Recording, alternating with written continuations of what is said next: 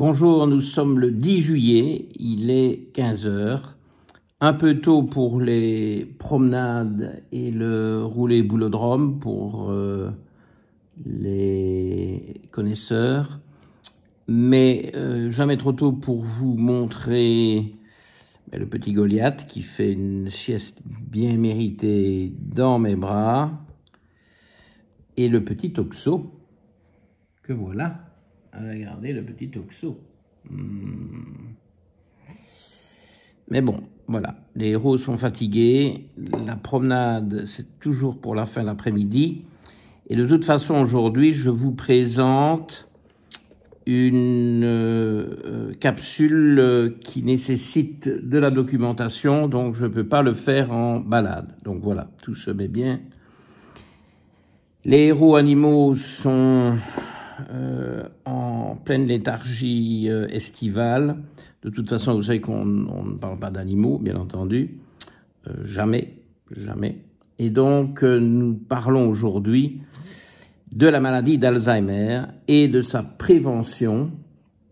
Sujet assez technique. J'ai plein de documents. Je peux vous dire, il y a de quoi faire. Voilà. J'ai imprimé pour vous un article très récent, extrêmement complet et bien documenté, dont je vais me servir intensément, et j'ai besoin de mon bureau qui est couvert de différentes parties de l'article.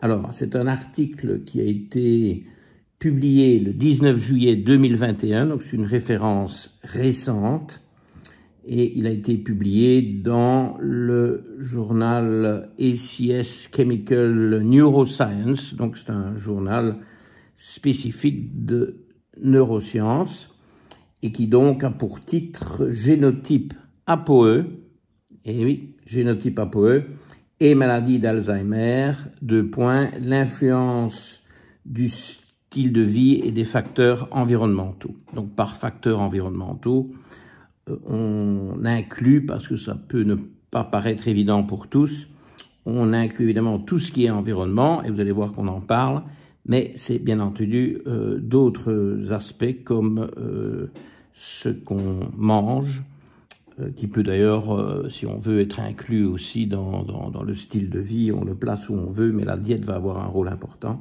C'est bien pour ça que j'en parle. Alors, comme d'habitude, quand nous travaillons avec un article scientifique, il faut s'assurer de certaines choses. Je vous renvoie à la 11e page de l'article, juste avant les références.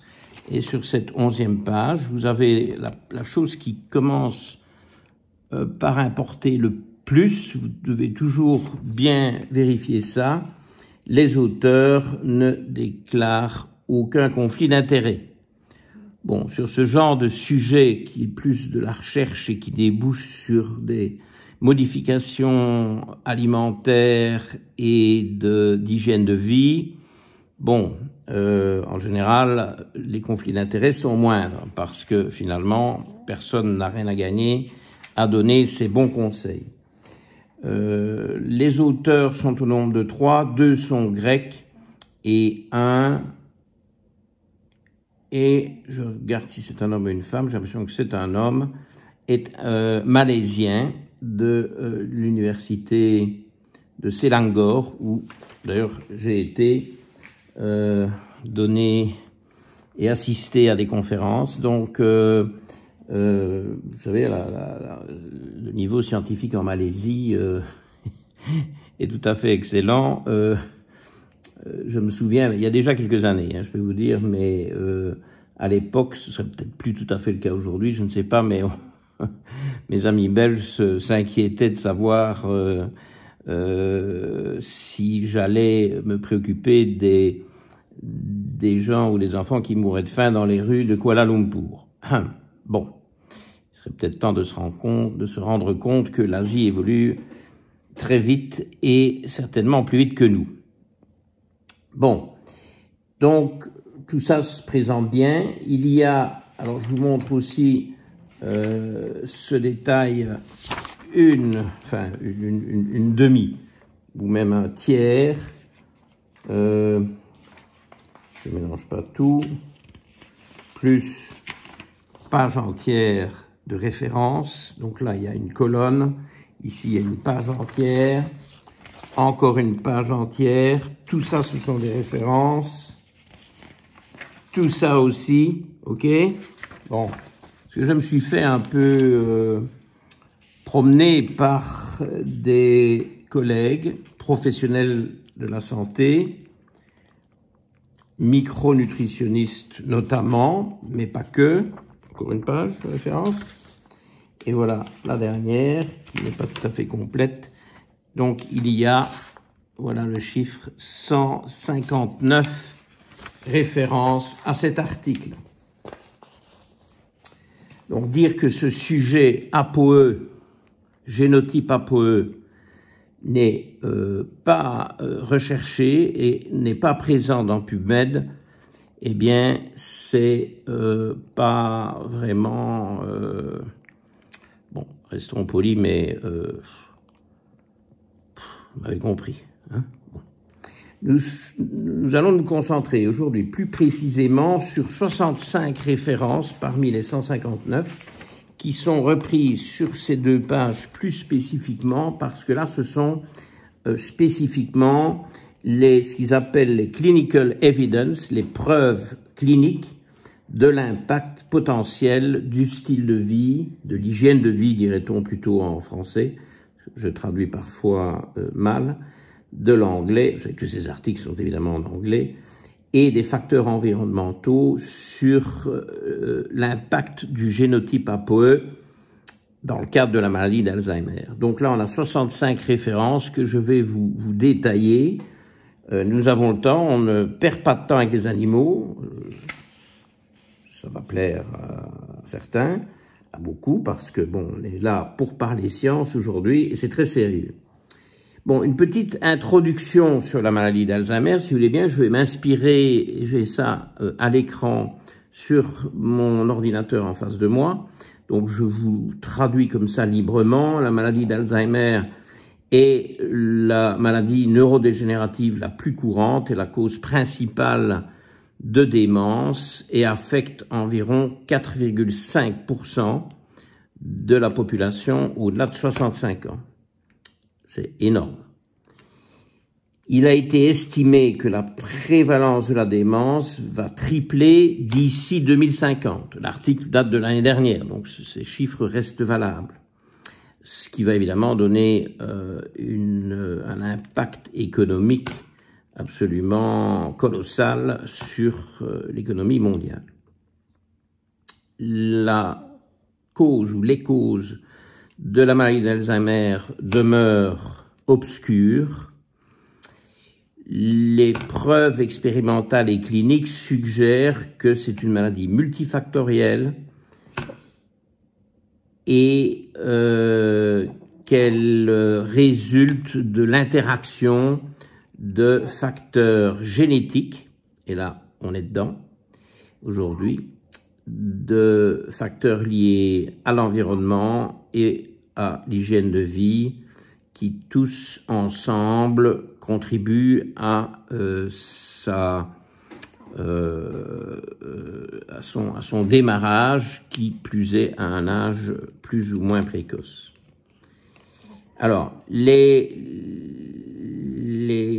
caractéristiques physiopathologiques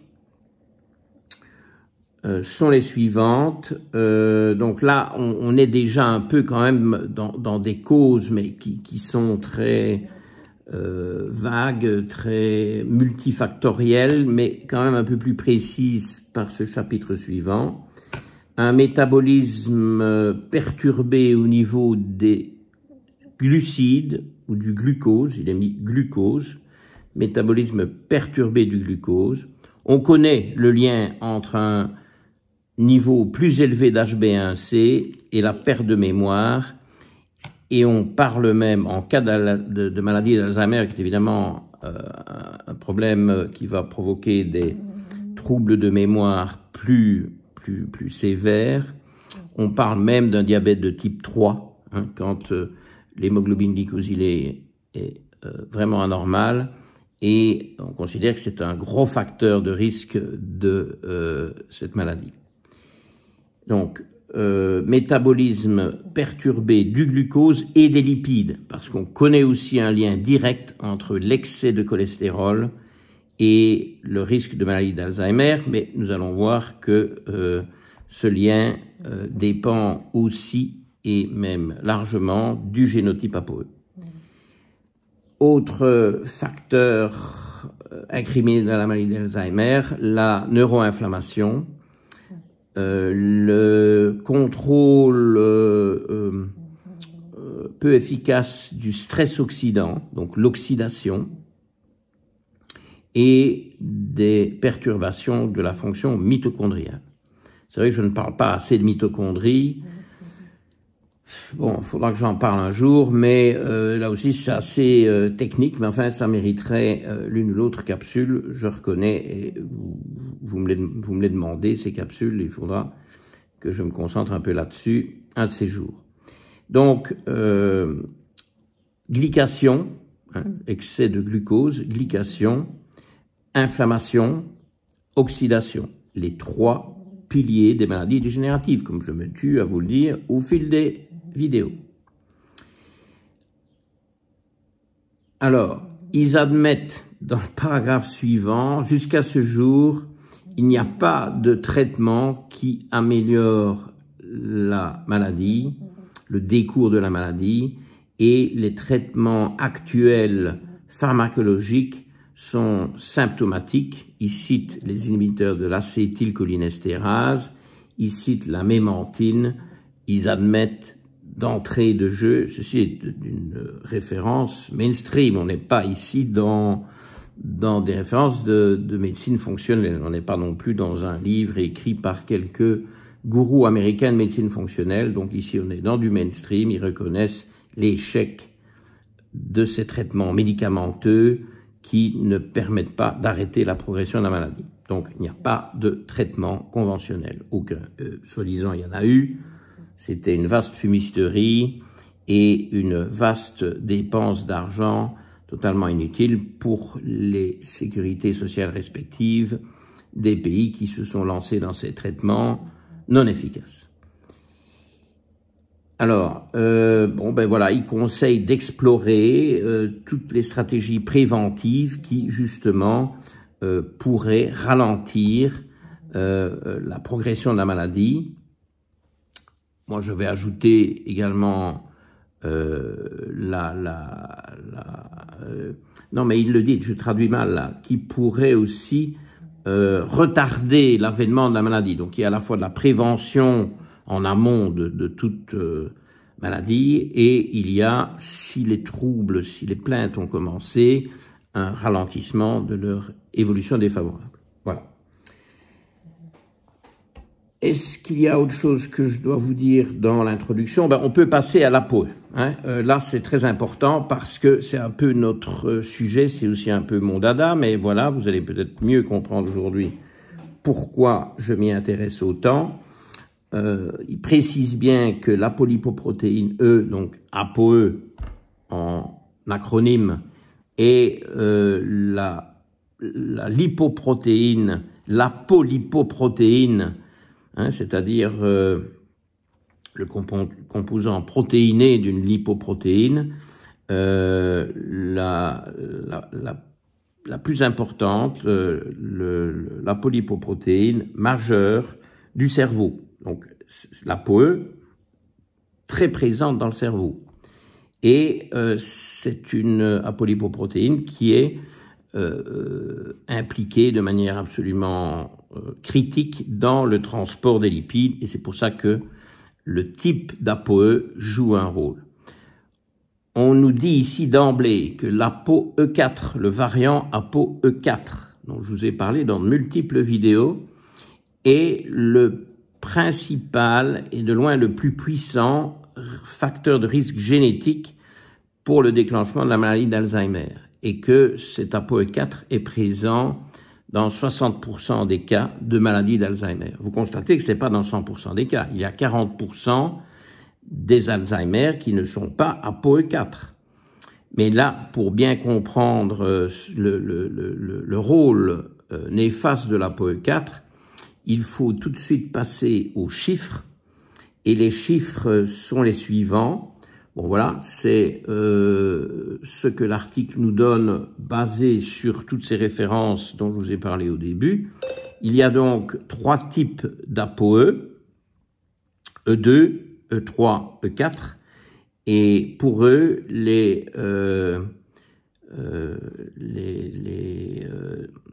pourcentages respectifs dans la population caucasienne, donc chez les Blancs, hein, comme ils disent, white populations, sont les suivants. ApoE2, 5%, ApoE3, 75 ou 75%, et ApoE4, les 20% qui restent. Voilà, ça, ce sont les grandes statistiques épidémiologiques au niveau mondial, en tout cas dans les populations blanches, mais il y en a sur différents continents, comme vous savez, et on a des chiffres qui remontent de tous ces continents. Alors, je vous ai refait une mise à jour avec l'aide de mon secrétaire, tout récemment, on a fait ça il y a 3-4 jours en prévision de cette vidéo, un relevé de tous mes génotypes ApoE parmi mes patients, ça ce sont mes patients, c'est pas ceux de mes collègues. On est à près de 1700 génotypes, donc depuis 8 ans, j'ai commencé en 2014, et voilà les chiffres. Alors c'est très surprenant, c'est très intéressant, parce que l'ApoE2, chez moi, c'est pas 5%. Quand on réunit les E2, E2, E3 qui sont quand même les plus courants et les quelques E2, E4 qui sont d'ailleurs bon, assez perturbants, mais quand on réunit tous les E2, on obtient 12%. 12% de mes patients sont E2 et donc c'est plus du double de ce à quoi on s'attendrait. Il y a donc un énorme biais de recrutement des gens qui veulent et qui veulent, ceux-ci ils veulent, il y en a beaucoup qui veulent, mais ceux-ci m'ont consulté puisque j'ai testé des ApoE. Ceux-ci sont des résultats génomiques à mon nom, okay, donc que j'ai prescrit chez mes patients, et 12% au lieu de 5%. Donc il y a un énorme biais de recrutement, ce qui veut dire que les ApoE2 ont plus de problèmes et consultent plus, notamment dans la sphère digestive. Pourquoi? Parce qu'ils mangent trop d'hydrates de carbone. Comme tout le monde mange beaucoup d'hydrates de carbone, ça pose problème pour la plupart des gens. Ça pose davantage de problèmes pour les E3 qui ne devraient pas en manger autant, et ça pose des problèmes calamiteux pour les E2. Et donc voilà, ils consultent. Et je pense qu'on obtient des bons résultats chez eux quand on modifie la diète. Je vous renvoie à une vidéo que j'ai faite sur ApoE2 et prise de poids. Parce qu'il y a beaucoup de ces patients qui prennent du poids de manière très anormale. Ils grossissent, ils prennent du gras. Et donc ils se disent, je ne dois pas manger gras. Or, s'ils sont E2, eh bien c'est l'inverse. Ils doivent manger beaucoup de gras, très peu d'hydrates de carbone. Very high fat. Very low carb diet. Qu'est-ce que vous voulez que je vous dise, moi? Voilà, il faut tester son ApoE. Si on est ApoE2, ça a énormément d'impact sur les conseils médicaux à donner aux gens. Donc, E3, je suis un peu en dessous de la norme, puisque je ne suis qu'à 65%, donc je suis 10% plus bas. Ben oui, il y en a pas mal qui sont renvoyé sur le E2, et puis j'ai aussi un peu plus de E4 que ce qu'on pourrait s'attendre à trouver, 23% au lieu de 20%. Voilà, donc ça c'est intéressant, énorme biais de recrutement, et c'est fiable évidemment sur des chiffres de 1700 génotypes. S'il y en avait 17, non, mais sur 1700, on peut s'y fier, et donc on apprend là quelque chose de très intéressant. Il faut s'interroger pourquoi est-ce qu'il y a autant de E2 qui vont vers la médecine fonctionnelle, parce qu'ils ont plus de problèmes vu que leur spécificité E2 n'est pas reconnue et qui ne mangent absolument pas ce qu'ils devraient manger. Bon. Je vous renvoie à d'autres vidéos aussi sur les ApoE où tout ça revient.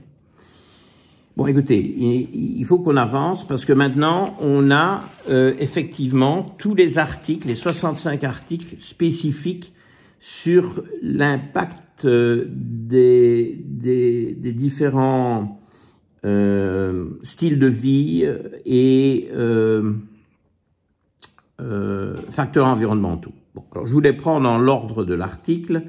Alors, je ne vais pas chaque fois vous donner le nombre, mais donc il y a 1, 2, 3, 4, 5, 6, 7, 8, il y a 10 facteurs qui sont évoqués, et donc il y a 65 articles en tout.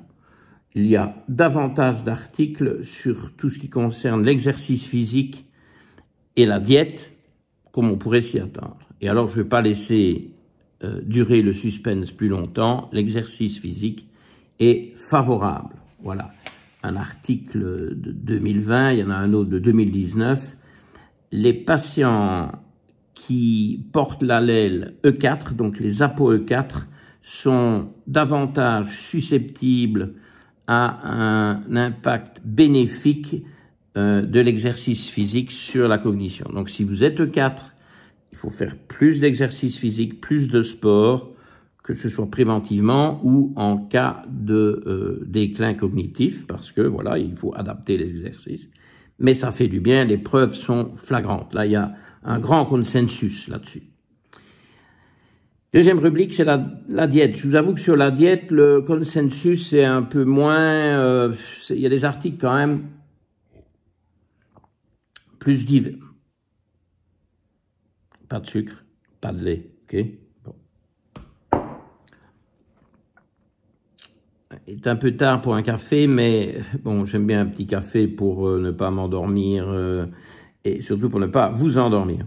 Donc, ce qui ressort quand même de cette pléthore d'articles sur la diète, et bon là, je renvoie au texte principal, les études épidémiologiques ont démontré qu'une diète haute en graisse, qu'une augmentation du cholestérol total, une consommation accrue d'acides gras trans et d'acides gras saturés, ainsi qu'un manque d'acides gras oméga 3 prédisposent tous à la maladie d'Alzheimer. Donc voilà, il faut la diète méditerranéenne, il faut beaucoup de poissons, il faut éviter le cholestérol alimentaire, donc essentiellement les produits laitiers, dans une moindre mesure, je trouve, les viandes rouges et l'huile de coco. Et puis l'huile de palme, mais bon, on n'est pas tellement dans l'huile de palme, comme vous le savez. Il semble que la dérégulation du métabolisme lipidique soit un des plus puissants facteurs de risque conduisant à la maladie d'Alzheimer. Donc là, on est dans du très lourd. Mais évidemment, ceci vaut pour les ApoE4. Ne venez pas dire ça aux ApoE2. Ne le dites même pas aux ApoE3, encore moins aux ApoE2. Chez eux, ce n'est pas du tout le même impact. Et d'ailleurs, plus loin dans l'article, mais on n'aura pas le temps de s'y étendre, il précise bien que les ApoE2 ont un risque nettement réduit de maladie d'Alzheimer. Et donc, quand on est E2, tout ceci n'a pas lieu d'être. Alors, toujours dans cette rubrique, voilà, consommation plus élevée en seafood. Donc, seafood, c'est poisson, éventuellement tous poissons et fruits de mer, est associé avec un déclin cognitif ralenti chez les porteurs de l'allèle E4. Bon, je passe plus vite sur le point suivant, c'est l'activité intellectuelle. Donc une activité intellectuelle plus intense et protectrice. Bon voilà, ça peut être du sudoku, pas nécessairement faire un cursus universitaire, hein, ça peut aussi être s'intéresser à sa santé, regarder des études, etc., comme nous sommes en train de le faire. Bref, toute activité intellectuelle. Alors, les commotions dans l'histoire du patient, ça représente un facteur défavorable. Donc, les traumatismes du cerveau, traumatic brain injury en anglais, pas bon. Exposition aux pesticides, pas bon. Alcool, pas bon du tout. Donc, là, il y a de grosses preuves. Toute prise d'alcool pourrait augmenter le risque d'Alzheimer chez les E4. Chez les E4, même une prise d'alcool légère à modérée serait défavorable, alors que ce n'est pas le cas chez les E3 ou E2. Bon. Alors, pour ce qui est du tabac, les études ne sont pas concordantes, on ne peut pas conclure. La nicotine, vous savez, parfois a des effets favorables, donc voilà, on ne sait pas quoi vous dire au niveau du tabac, mais évidemment, il y a bien d'autres domaines où le tabac est totalement catastrophique, donc on ne va pas vous recommander de fumer pour éviter la maladie d'Alzheimer. La vitamine D est favorable, de manière tout à fait évidente, d'après les preuves scientifiques que nous avons. La pollution de l'air, mauvais, bon, on pouvait s'y attendre. Les sauveteurs du World Trade Center, vous savez, l'attentat du 11 septembre 2001, eh bien, parmi eux, les E4 ont connu depuis lors un risque accru d'Alzheimer par rapport aux E3 et E2. En comparant évidemment à une population de référence qui n'était pas dans l'évacuation des débris très toxiques du World Trade Center. Et puis alors, il me reste encore un point qui est intéressant pour conclure, c'est le café. Le café n'est pas discriminant chez le E4 par rapport au E3 ou au E2, mais le café, de manière générale, est un élément favorable pour lutter contre le risque de neuroinflammation et de neurodégénération, ou neurodégénérescence plus exactement, pour ne pas traduire de l'anglais aussi brutalement. Donc, je crois que vous aurez besoin soit d'une capsule, soit d'un webinaire café, parce que j'entends beaucoup trop de critiques sur le café, ça m'énerve un peu. Beaucoup de naturopathes voient le café comme une boisson diabolique. Eh ben, là aussi, je ne suis pas d'accord, et donc il y aura encore une vidéo un peu polémique, mais pas aujourd'hui. Voilà, je crois avoir couvert le sujet. Il y a beaucoup. J'aurais pu encore durer plus. Goliath est toujours dans sa sieste. Oxo nous fait un tout petit sourire en coin. Bof, même pas. Hein, regardez, c'est le... voilà, Goliath commence à sortir de son... Bon, bonjour Goliath. Et au revoir à tous. N'oubliez pas, tous les vendredis, 19h30, live chat. À bientôt. Merci pour votre fidélité. Salut.